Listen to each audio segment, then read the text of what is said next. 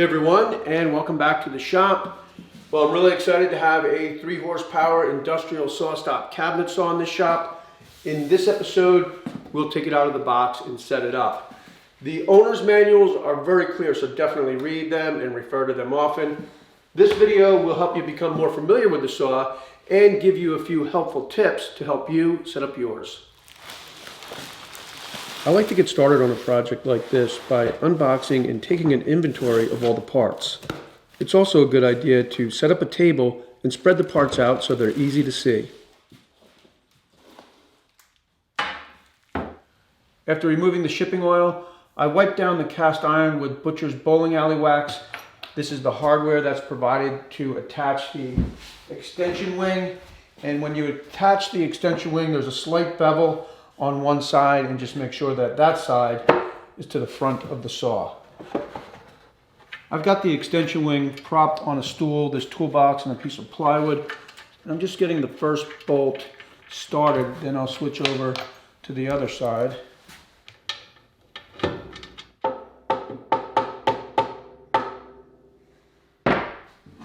Using a wooden mount and a straight edge, I make sure the extension wing is perfectly flush with the table top before tightening the bolts.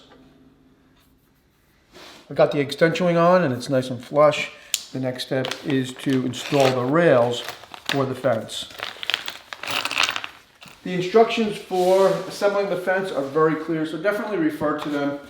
But basically what they're telling you to do is attach the front of the fence first, or the front rail first. I'm going to tighten this up, but not all the way.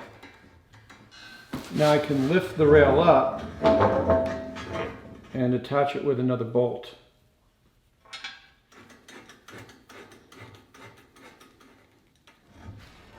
Now I can attach the third bolt in the front rail. This bolt is just left to the slot for the miter gauge, and you can see the indentations in the rails are centered underneath the miter gauge on each side. Now I'll repeat the process for the rail at the back of the saw.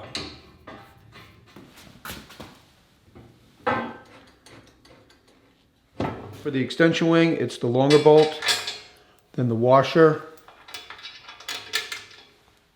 the lock washer, and the nut.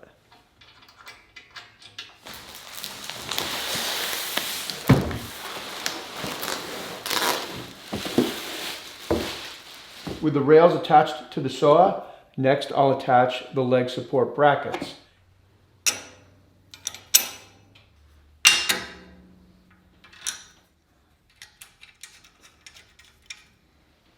The next step is to attach the extension table adjustment bracket.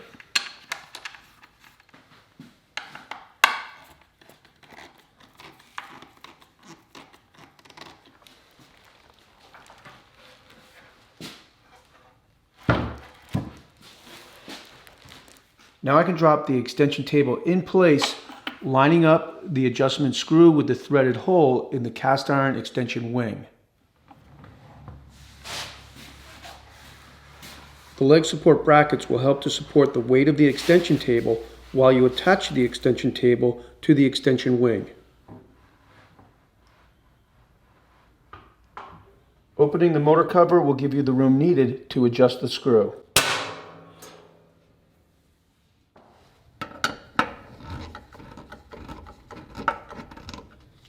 Next, I'll use the bolts through the rail and into the extension table and hold off on the bolt at the end.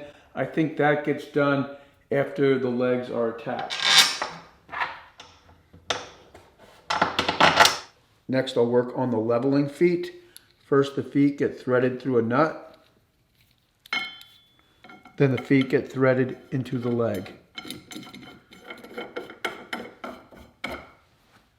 Next, I'll attach the legs to the leg bracket and the extension table.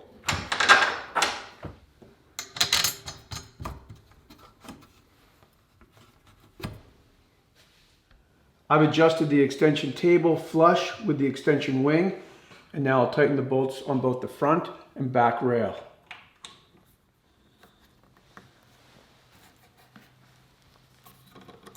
I've adjusted the foot to make sure it's in contact with the floor, and I'm tightening the bolts that connect the legs to the leg brackets.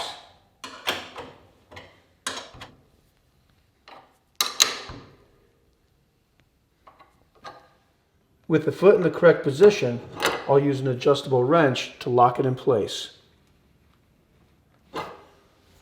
Next, place the main tube on the front rail, and this is slippery, so be careful you don't drop it, and lock it in place with the bolts that are provided and hand tightened only.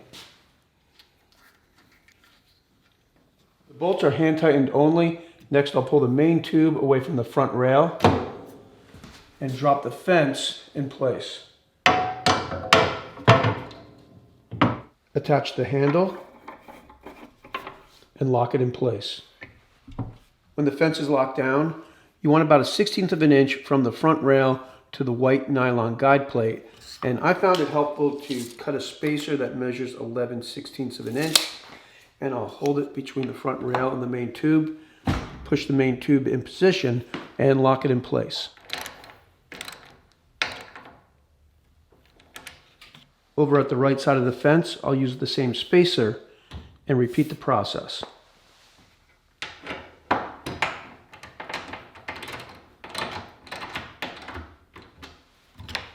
It turned out that the 11/16 was a little bit too tight, making this space just a little too small.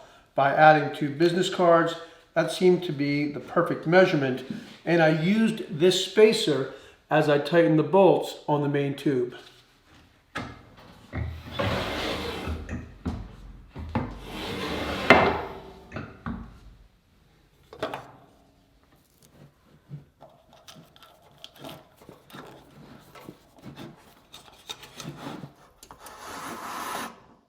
Wiring this saw is really simple. First, I threaded the wire through the terminal box.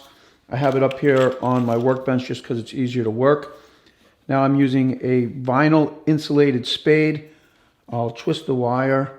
I've got about 1/2 of an inch of the wire cover removed, and I'll put the wire through the insulated spade and crimp it down.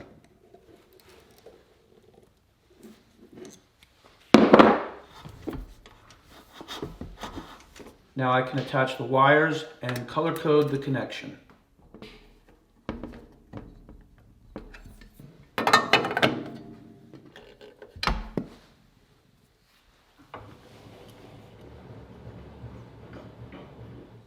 Now the saw is wired and ready to go, but before I plug it in and turn it on, I want to make sure that the blade is tight and that the blade spins freely and is unobstructed.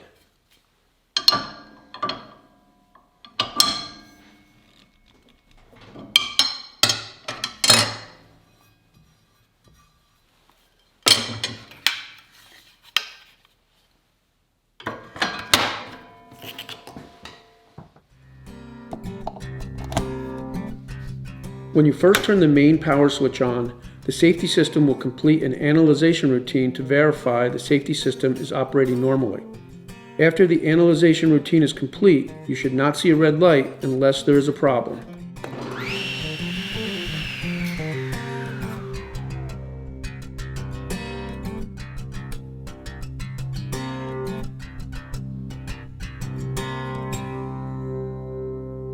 Okay, well that's really about all there is to it. Of course, there's still some fine tuning and small adjustments, but that's really up to the user to make those small adjustments, read the manual, and understand the saw.